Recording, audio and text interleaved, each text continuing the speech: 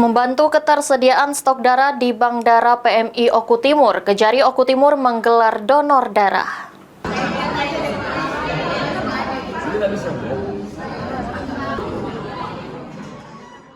Untuk membantu ketersediaan stok darah di Bank Darah PMI Oku Timur, Kejari Oku Timur menggelar donor darah. Kegiatan ini diikuti oleh seluruh pegawai Kejari Oku Timur.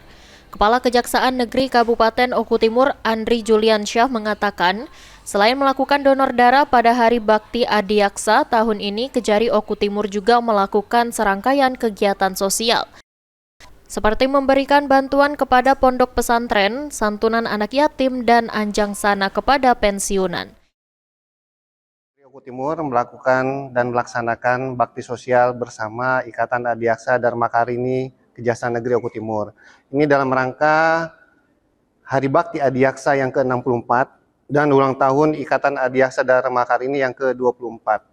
Kita melaksanakan berbagai macam rangkaian kegiatan bakti sosial, dan pada hari ini Kejaksaan Negeri Oku Timur melaksanakan donor darah, mengundang Forkopimda Plus, sehingga kita dapat membantu PMI untuk mendapatkan dan melengkapi bank darah yang ada di Kabupaten Oku Timur.